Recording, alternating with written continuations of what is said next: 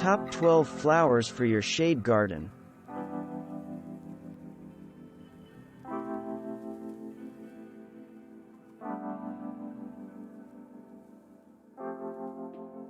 The number of coral bells cultivars available for the garden has grown so much in recent years that they may soon rival coleus for variety in foliage colors. The versatile heuchera was named Perennial Plant of the Year in 1991 by the Perennial Plant Association. The summer blooms are usually pink, red, or white, but the foliage can vary from chartreuse to midnight purple, with dazzling yellow, orange, and variegated types to choose from as well. According to Iowa State University Extension, coral bells tend to be short-lived perennials, but new plants grow fast to fill in any gaps left by those that don't emerge in the spring. Many shade gardeners couldn't imagine the shade garden without hydrangeas. Their giant blooms and pest-free nature make them indispensable. Gardeners in southern areas can choose from many cultivars of big leaf macrophylla types, which include the popular blue and pink endless summer variety. The panicle hydrangeas, native to Asia, are desirable for their large size, up to 15 feet, and cold hardiness to zone 4. In spite of the new and improved introductions in recent years, a classic is still the Annabelle H. arborescens shrub, like the one pictured here, which produces masses of giant snowballs in summer without any coddling. You can grow hostas at the base of your hydrangeas, but gardeners looking for a burst of color can pair the shrubs with impatiens, seen here, caladiums, or begonias. This stunning flower is a mainstay in shady container gardens. Big, ruffled blooms are every bit as showy as roses, without the need for sun or chemical sprays.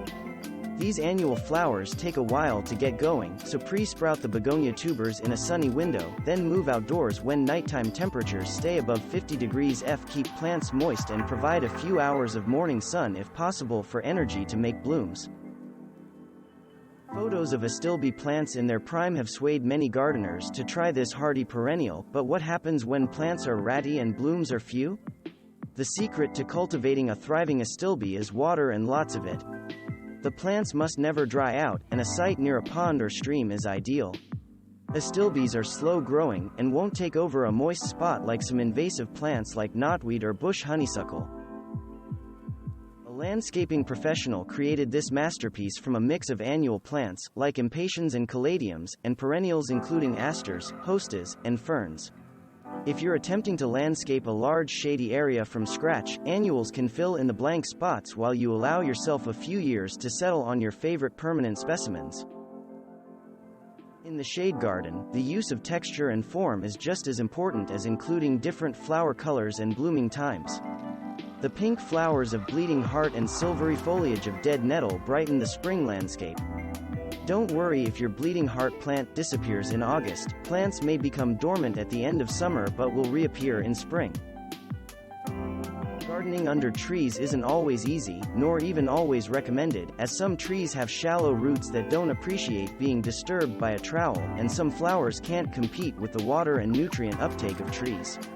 If you decide to plant a flower garden under trees, choose perennials like these rhododendrons and azaleas to avoid disturbing the tree's root system every year.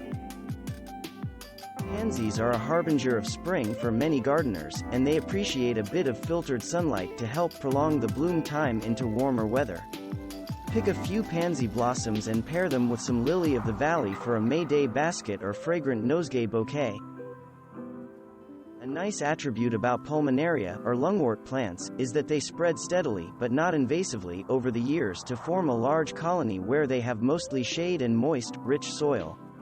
The seedlings look so cute, like little freckled versions of their parents, they may almost turn you into a person who talks to their plants.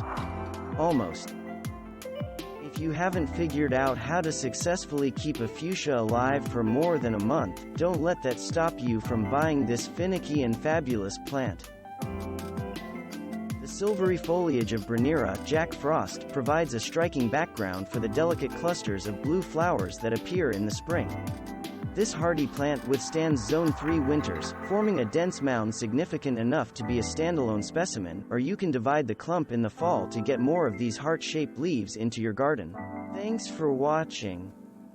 Subscribe for more interesting videos. And please hit the like button for the YouTube algorithm.